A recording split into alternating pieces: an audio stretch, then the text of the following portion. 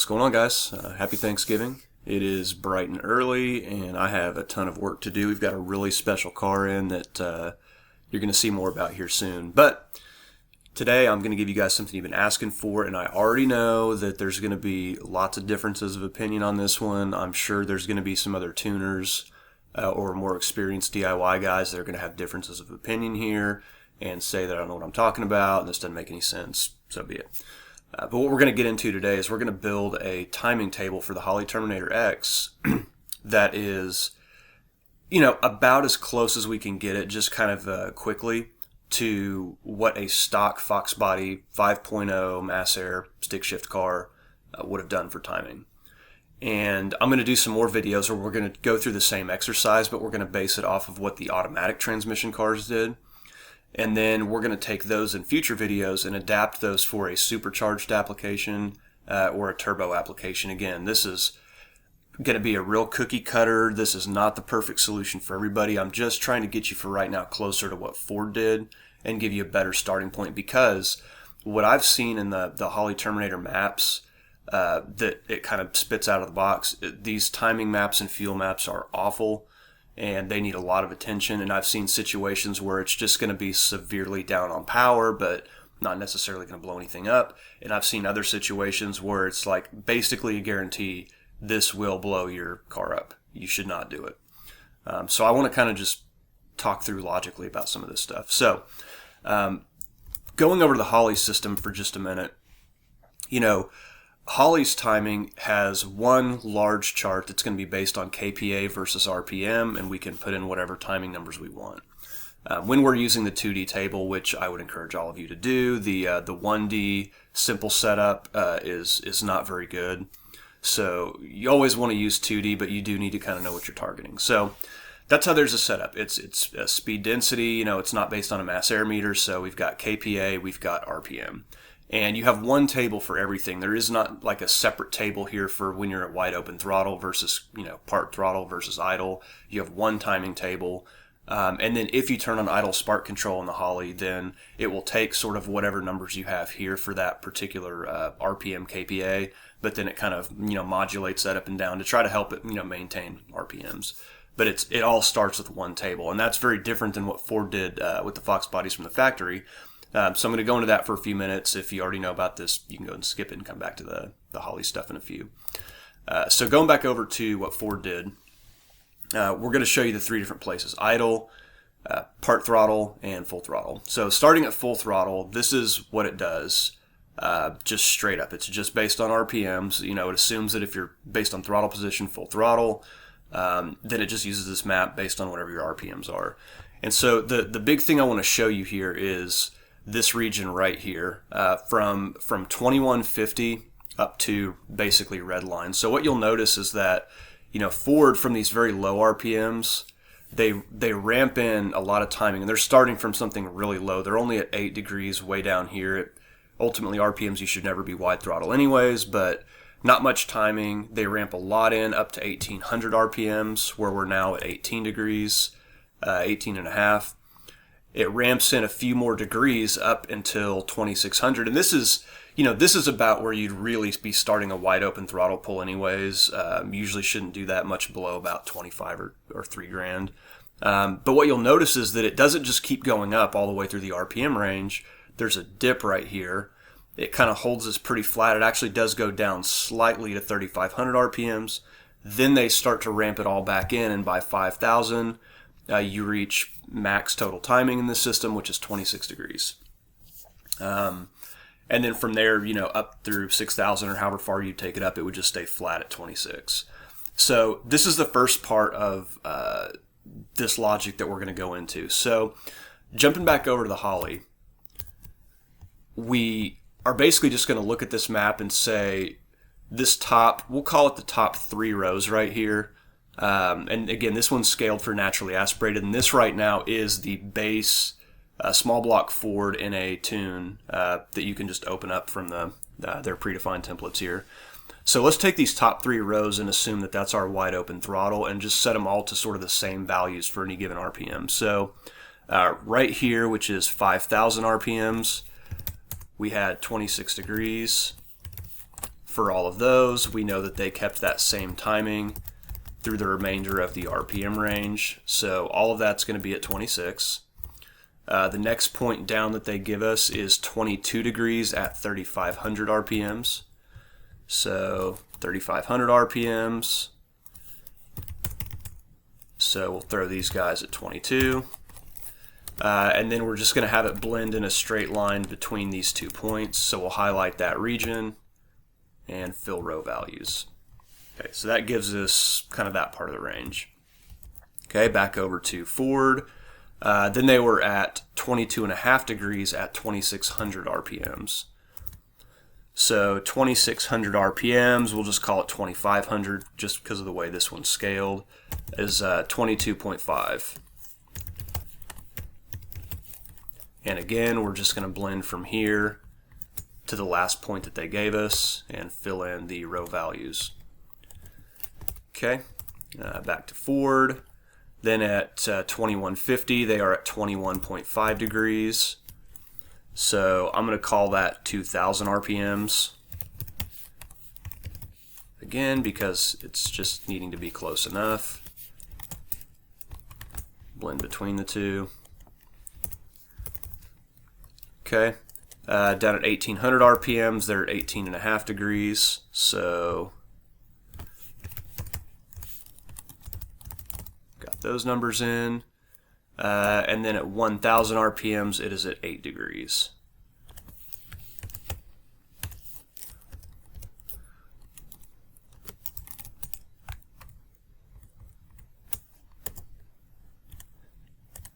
And they just basically hold that down all the way through the bottom end of the range. So, okay. And you can already just see, looking at the color coding, how this is shifted. You think the general consensus is that for pretty much all of the normal wide open throttle range you'd go to, this chart has a lot less timing in it now up here than it did from Holley. Now, truth is, again, 26 degrees timing. I've never personally tuned a small block Ford that's naturally aspirated that did well with that timing and didn't want more than that. I've seen them as high as 37, 38 degrees total timing. Certain things like some AFR heads take a lot of timing. That's just what they want. I've also personally, on my 347 stroker, when it was still naturally aspirated, I had some cast iron RHS 180 heads on it for about a year, and it did not want timing. It actually was the lowest timing I've ever seen on a car. I had it at 28 degrees. I took it to a dyno, and I tried removing a degree. It did nothing. I tried adding a degree. Nothing. I added 2 degrees. Nothing. It basically, 28 degrees was where it wanted to be. There was nothing to gain going either direction. In fact, it started losing power when I started going about 3 degrees in either direction. And if I tried to go up, to like 30 degrees, it would just cut out. It really didn't want it. So, guys, this is not. I don't know what your heads want. You take all this and shift it up or down, but gives you some general things to think about. Okay, I'm gonna try to get on topic. This is a long video, but this is important, guys, and you asked for it, so you get what you want. Okay, so that's our wide open throttle. Now we're going to go flip over and talk about idle from the factory. So the way the factory did that, and I've actually kind of simplified this for the video to just put in these raw numbers here instead of making you do the math, but the idea is that the factory wanted the car to idle at 672 RPMs. And so at that RPM point, if you're achieving exactly that at idle, it would run 20 degrees of total timing. And then it would fluctuate up or down based on if your car goes over speed or under speed. If you were dipping down 110 RPMs below your target, it would be all the way up at 30 degrees timing. And then if you were 60 RPMs above your idle target RPM, it would pull timing to try to make it settle back down a little bit. So again, your center point is 20 degrees, and it would fluctuate as much as 15 to 30, trying to stabilize RPMs. Okay.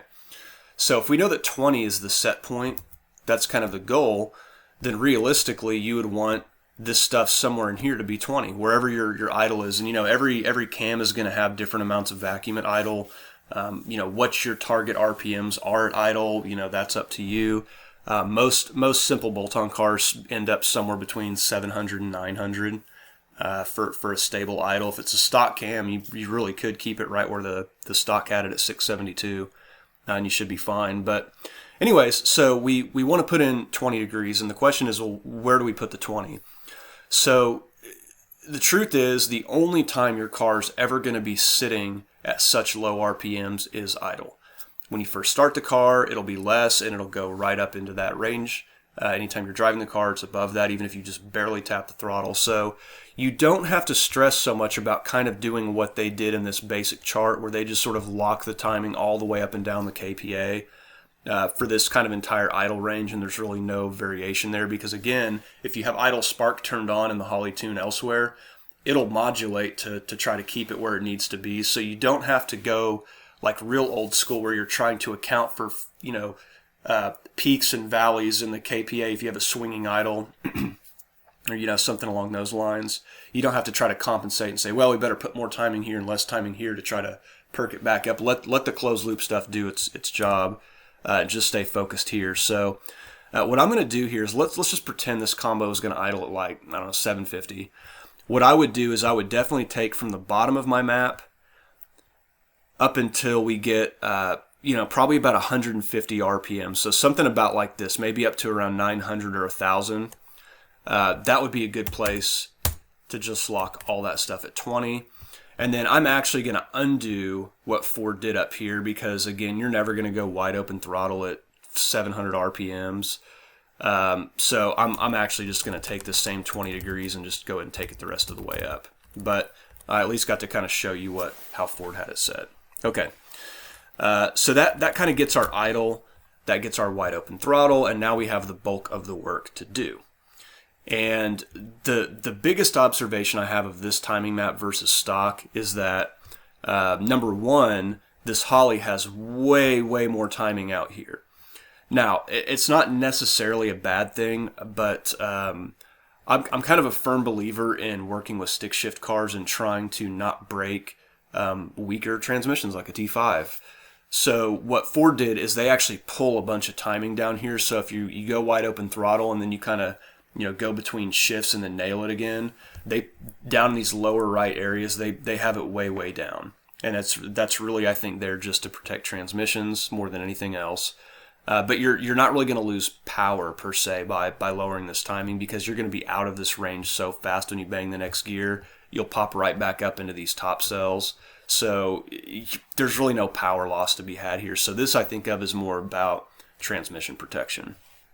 The next place that this table really bothers me when I'm comparing it to what Ford did is basically this whole transition range right here, right? Because basically we're just trying to blend somehow smoothly between wherever we are at idle and where we are when we get into some of these more usable RPM ranges like 2250, 2500.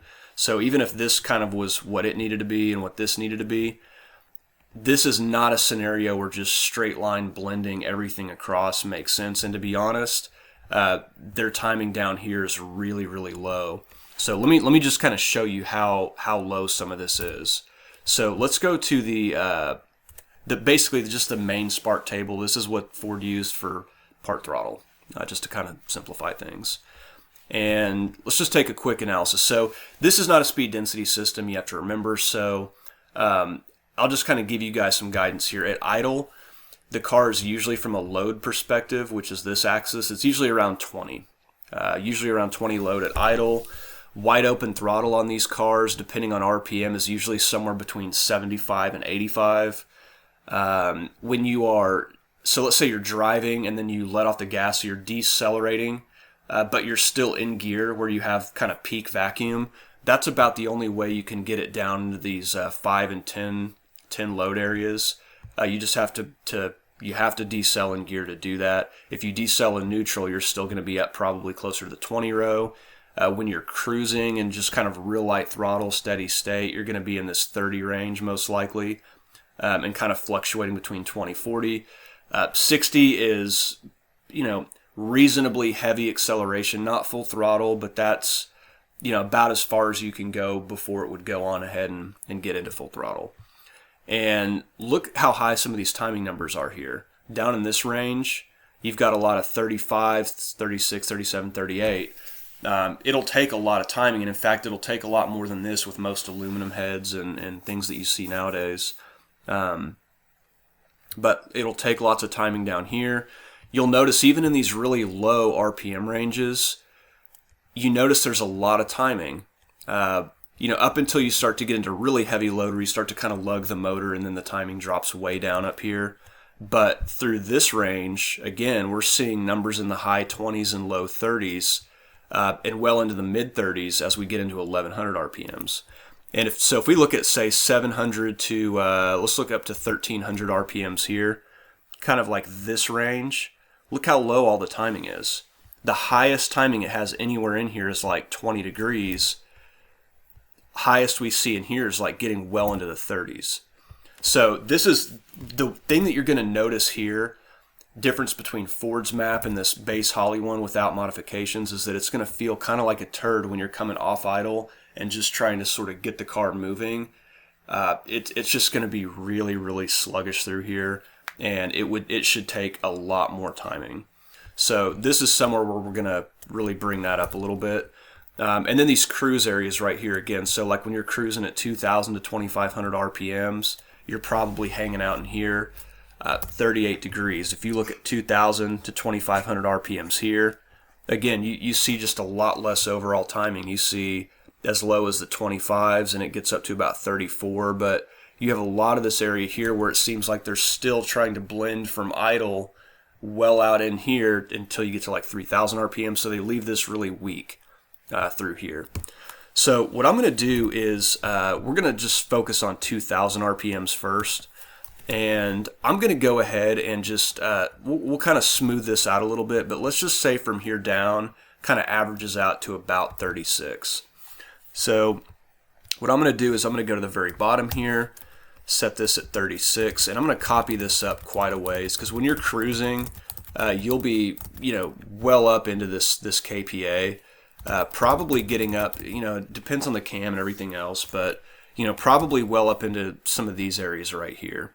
And then it needs to really start to taper down, and they taper down to 33, then 26, then 21. So I'm going to leave our wide open throttle where we had it, and I think at this point I'm just going to blend this from here to here and fill the column values and let it just kind of taper off and do something, you know, ballpark close to what Ford did. So that gives us a, you know, pretty decent spot for 2,000. So now let's go down to, let's go to 1,500. And really the big difference on 1,500 is just right here. As you get into the higher load areas, it's a lot more conservative in timing up in the higher range. So we'll call this sort of between 14 and 15. And we're going to do the same thing. We're going to go down here. We're just going to bump this up to 34 degrees for both of these. We're going to carry that up pretty far into the table. Let's say to about right here. And then we're going to similarly just kind of blend on up until we hit sort of where we had wide open throttle. And now I'm going to take all of these values from 1,600 to 2,000, fill those rows so we can kind of blend in between the two. So again, you're already seeing like there's drastically more timing in here now than what Holley put in here. Okay, and now we're down into like the 1,000 and 1,200 RPM. So at 1,100, again, timing's pretty similar. They pull more of it as you go into high load, but it's kind of the same trend of what we've already been seeing. So I'm going to set this at 32 degrees right here and bring that up 32. And I'm going to say 32 to about right there. And then they come off of it pretty quickly, actually, down to 16. So I'm going to put in a number right here. I'm going to put 16 right there. Blend across here. And I'm going to put 10 degrees right there and blend from 10 to 16. Okay, so that gives us something about like that. And then we're going to blend across to our next known value. We have something like that. So now you can see that this is way more aggressive through here. You can see that it's kind of pulling a lot more timing up here in these lugging areas. And we're going to have kind of a transition that's unique to Holley that we're going to have to smooth out through here. We'll come back to that. Okay, so now we're really ready to address this through redline. So going back over here, Ford, I think they pretty much just assumed, just with the way their logic is, that if you're above 4,000 RPMs, you're full throttle anyways, where it uses that other timing chart. So I don't think they were real concerned with giving you like drivability cells at 5,000 and 6,000 RPMs. So essentially, if you are part throttle above 4,000, it just continues to use these values. And again, what you notice here is that even though the timing through this range is still kind of climbing, you notice it goes back down through here. And this is that transmission protection we talked about. Ford just kind of locked this out at 27, 28 degrees all through this range, assuming that once you hit the next shift, you'll come back into kind of this area where they can maintain a little bit of torque, at part throttle. But this is really conservative through here. I think it's transmission protection. So from a power perspective, yeah, this would take tons more timing, and you could get much closer to kind of what you had here and just extend it out. But I do believe in what Ford does here for transmission protection. So it's up to you guys, man. If you dropped a bunch of coin on like a T56 Magnum or something, you're not worried about it, cool. But for the basic bolt-on T5NA guys, I'm going to continue with what Ford did. So the idea is at 4,000, we're going to use kind of 28 degrees as our let's not break the transmission number. Let's get that locked in first. So that's at 3,000 RPMs and above through kind of the low end. So I'll just start down here in the bottom of the table, and we're going to work that number all the way over to 3,000. Okay, and then we'll take this and we'll copy this, moving up a certain number of rows. And eventually they drop down to 27, but that's that's probably going to be up quite a bit higher. So we'll call this our 27 row now.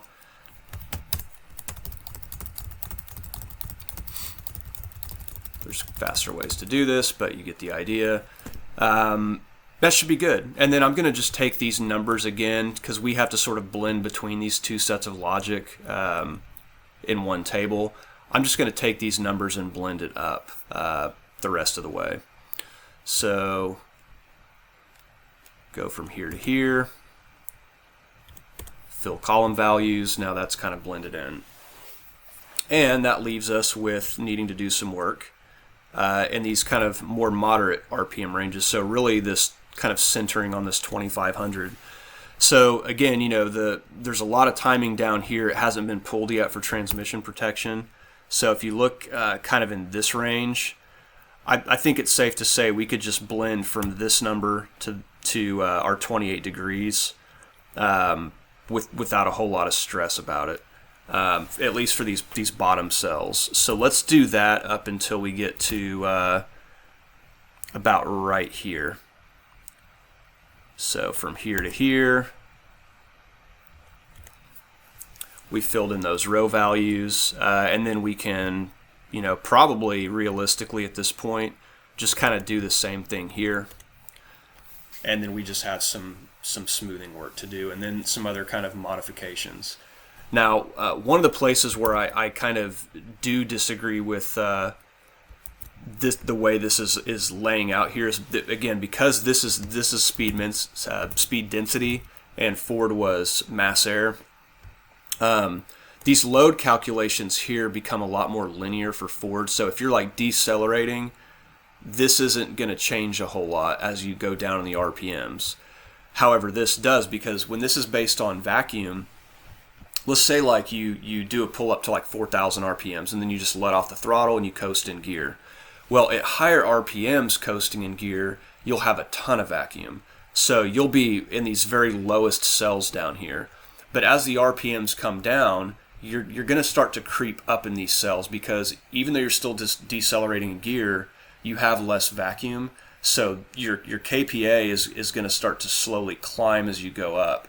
and it kind of goes up and to the left.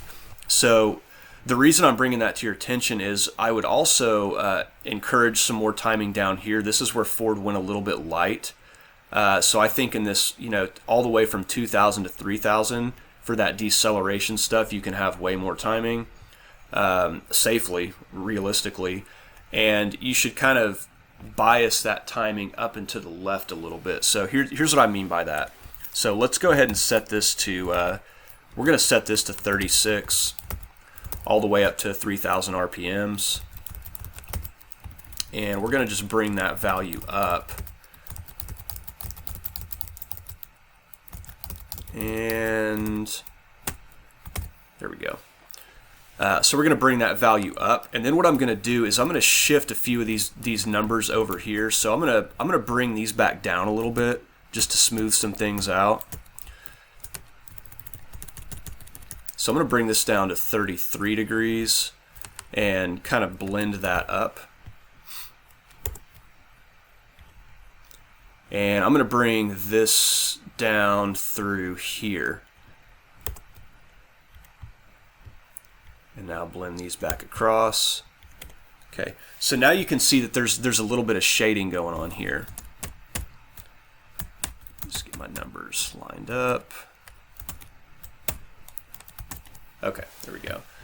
So you can see that there's a little bit less timing, and as we kind of shift up and to the left, the timing stays about the same, which is what we'd want, because again, it's going to start having less and less vacuum, but we can still stay with a lot more timing in this area. And then I'm also going to kind of do the same thing down here. I'm just going to bias this a little bit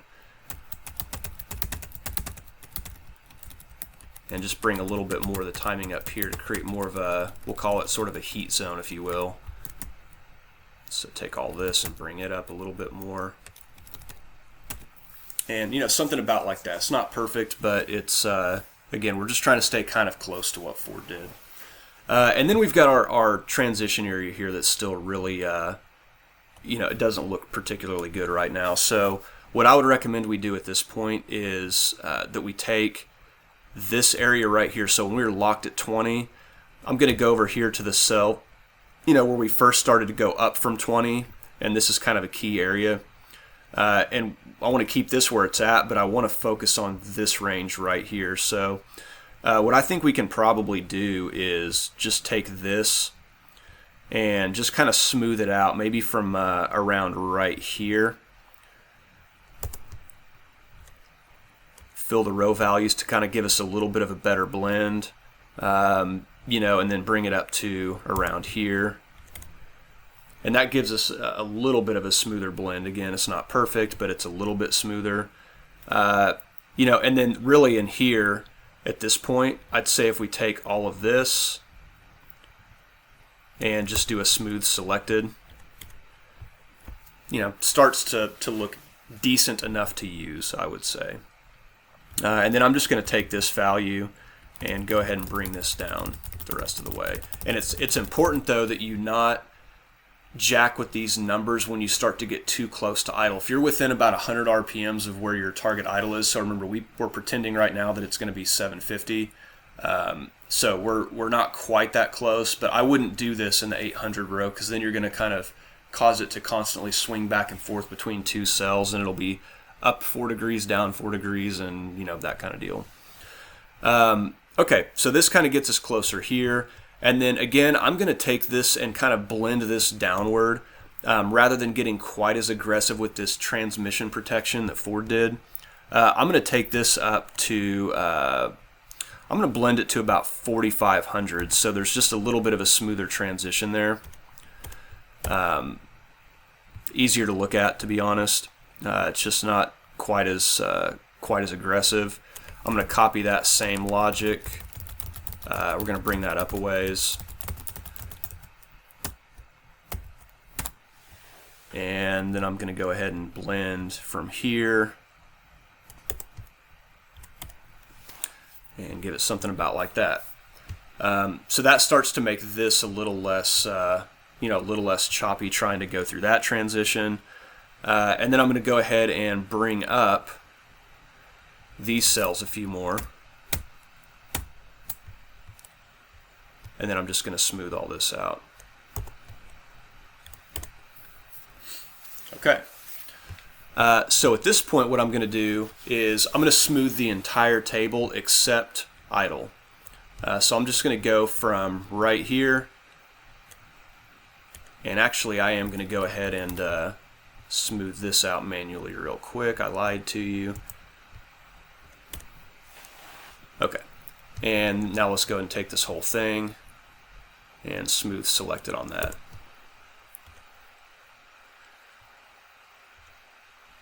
Okay, and again, quick and dirty, just here more for demonstration, but this is probably a little bit more practical of a map for trying to mimic what Ford did. Again, the big takeaway is we have now 8 degrees more timing than what their base map had down here. This is, I mean, it's going to need more timing most likely to idle well than 12 degrees. So having 20 down here is a big help. This is more conservative, but it also has some thought put in here to peak torque RPMs so that it doesn't just ramp all your timing in right away. It ramps a lot in, kind of chills out for a while you're bringing up peak torque just to make sure you don't detonate, and then it goes ahead and ramps the rest of it in. We've got more timing down here in the light cruise area, and a lot more timing in this off-idle transition area where, again, your car was probably going to feel really, really weak doing it the other way.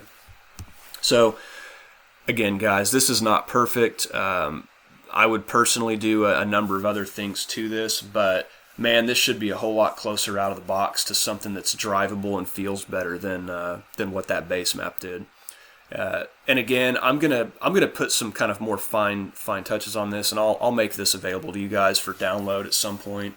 And I'll share links to you guys where you can get to this stuff to get to the global files. But I'm ultimately gonna publish sort of my interpretation of as close as you can get to what Ford did from the factory, but using the Holley Terminator. The logic's obviously different, but I want to give you guys a base map that's my best attempt at doing this. And at some point, and my buddy Cody, that's part of Leech Motorsports, also has been harassing me about this. Cody says it's really important that we do a test at some point where we put a Holley Terminator on a bone stock Foxbody and really use that as a guinea pig to fine-tune that. I could definitely see that happening here in the next 3 or 4 months. I've got a couple cars locally that would kind of fit the bill for that. So I think we might end up doing something like that for you guys. But anyways, it's a base timing map for naturally aspirated. It's not perfect. It will probably take lots more timing up here once you dial it in for your heads and your fuel octane and everything else. But hopefully you learned something about sort of the logic of what Ford did and how to get closer to it here. It's a good video. I wanted to do it for you. So again, happy Thanksgiving, guys. By the end of this weekend, I will also have for you this same type of thing, but going through Target AFR and working kind of a base fuel map and making some modifications there. And the Target AFR is going to be more important, so I'll get into that for you. And then again, look forward to a supercharged version of doing this. And that's going to include some rescaling because that's where that gets really dicey. And then doing the same thing for turbo. Supercharger and turbo will be similar, but there's a couple differences I want to talk about that make turbos where you have to think about it just a little bit more. So hope it helps, guys. Good luck. Godspeed.